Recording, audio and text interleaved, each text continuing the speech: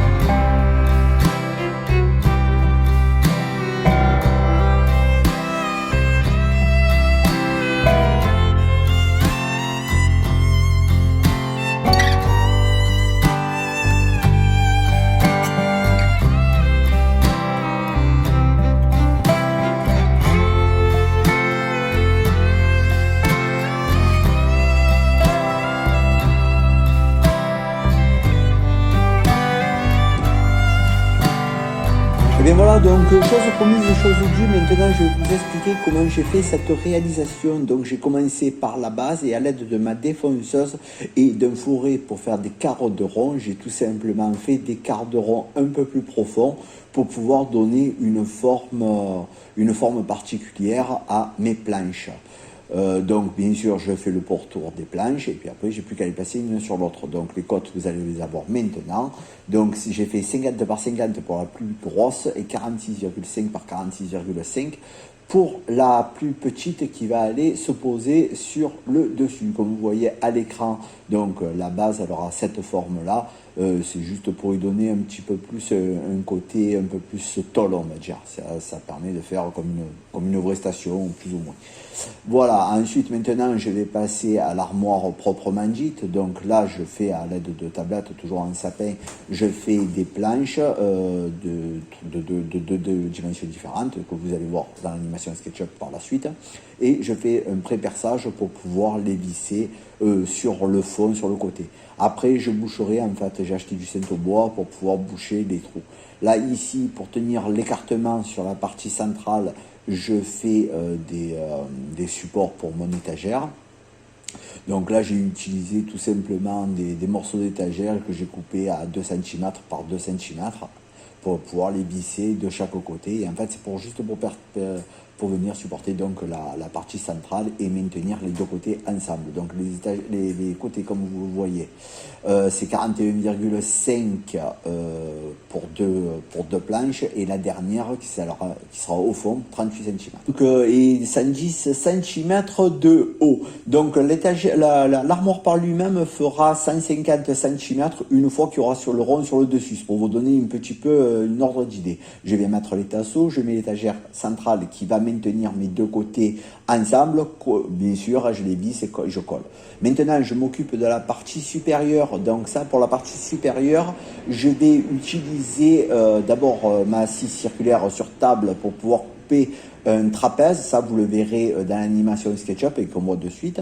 Donc, je superpose mes deux carrés. Je viens couper mes deux côtés grâce à ma scie circulaire sur table d'un angle de 72 degrés. Ça, je le fais bien sûr des deux côtés. Ça, c'est pour faciliter la tâche par la suite. Je viens tracer ici à la perpendiculaire ou à la parallèle de chaque côté un trait. Pourquoi faire? Pour limiter mon ponçage avec mon disque à lamelle pour pouvoir arrondir et que ça garde quand même cet aspect droit. Maintenant, je vais m'occuper de la partie des cercles qui sont sur le dessus qui viennent maintenir la lampe. Alors, j'ai préparé 4 cercles. Les dimensions seront données dans l'animation SketchUp. Pour donner l'illusion que c'est un même bloc, je viens les deux petits ronds les superposer l'un avec l'autre, les coller et les visser et les resserrer. Comme ça, au moins, en fait, j'aurai une seule et même pièce. Cette partie-là, je vais venir faire une petite rainure à l'aide de mon disque à lamelle pour pouvoir y insérer la lampe, quoi, tout simplement. Donc là, vous avez les 3 cercles. Maintenant, je vais les mettre bien au centre. Pour les mettre bien au centre, j'ai tout simplement percé le centre et percé chaque rond. Et puis après, j'ai aligné. Alors là, moi, je l'ai fait à l'œil, mais très sincèrement, j'aurais dû mettre une tige au milieu pour pouvoir les mettre bien au centre. Il n'y a pas de problème. Bon, enfin, c'est bon, c'est bien passé. Donc maintenant, je les relie tous ensemble. J'ai fait ça. Donc là maintenant, je vous montre en animation SketchUp. Donc le cercle le plus grand, 25 cm, l'intermédiaire, 18 cm, et les deux petits, 12 cm. Donc comme vous le voyez, je vais les assembler et les mettre l'un sur l'autre. Donc là, on fait un même bloc. Là, on les réunit, on les met l'un sur l'autre tout simplement et on vient positionner sur le dessus. On va s'occuper bien sûr maintenant de la partie alimentation de l'éclairage. Donc on vient percer l'ensemble de la planche. Comme vous voyez quand même, hein, je ne l'ai pas dit, mais j'ai séparé les deux planches en fait du demi-rond, hein, comme je ne les avais pas collées, je les ai juste vissées. Ça me permet en fait de passer le câble et de faire une petite saignée pour y passer le câble. Donc maintenant en fait je passe ma planche inférieure, je la fixe sur l'armoire. Donc d'abord bien sûr je pré-perce, j'en colle l'ensemble, je viens y positionner la première planche, je visse le tout. L'histoire de bien souduriser et surtout de bien maintenir les planches latérales de l'armoire, hein, tout simplement. Après, on lèvera les bavures de colle et comme ça, on aura une pièce parfaite. Là, maintenant, je viens tout pré-percer pour pouvoir y mettre le dessus. J'en colle, bien sûr, comme d'habitude. Et là, maintenant, je mets ma partie supérieure que je viens resserrer avec des serre-joints. Et puis après, je ponce pour lever les bavures et donner l'aspect d'une seule et même pièce, toujours pareil. Donc là, vous le voyez mieux dans l'animation. Donc ici, ici j'ai percé l'ensemble pour pouvoir passer le câble. J'ai fait une rainure avec ma défonceuse pour pouvoir glisser également le câble. Et comme vous allez le voir, maintenant le câble se retrouve dans la rainure et donc en fait il ne sera plus que sur l'arrière et donc du coup il sera complètement invisible à l'œil nu.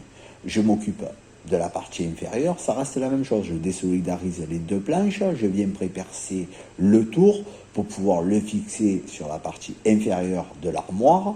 Pareil, hein, je colle, j'ai pré-percé, donc il n'y a pas de problème. J'ai plus qu'à visser avec un équerrage au centre. J'ai mis mon équerre au centre et j'ai plus qu'à pré-percer. Maintenant, je n'ai plus qu'à mettre la couche qui va venir cacher le tout, c'est-à-dire la plus grande planche, et voilà, et tout simplement. Et qu'est-ce que je fais? Je colle et je visse. Voilà, donc là maintenant nous avons l'armoire qui est dans son état général et complet. On n'a plus qu'à mettre les planches intermédiaires. Alors là, j'ai utilisé des petits tenons. J'ai fait des planches de 38 par 37 que je viens tout simplement glisser donc, sur mes tenons, l'histoire de bloquer l'ensemble. Je vais maintenant m'occuper de la partie porte. Donc la partie porte, j'ai voulu incruster la plaque que je vous ai montré avec le compteur tout à l'heure. Donc pour ce faire, je vais utiliser ma défonceuse et je vais faire en fait sur l'ensemble du trou de la plaque, je vais faire une rainure pour pouvoir l'incruster comme vous le voyez à l'écran. Donc là j'utilise la défonceuse, je dévide et maintenant je peux y insérer ma plaque. Je vais m'occuper des charnières, donc avec une fraise spéciale je viens faire les trous pour pouvoir y positionner mes charnières. Je vais y mettre mes charnières, rien de très compliqué, hein, je veux dire, jusque là, bon j'utilise souvent le terme de pas compliqué, en fait c'est pour rassurer tout le monde parce que vraiment ça reste raisonnable à faire.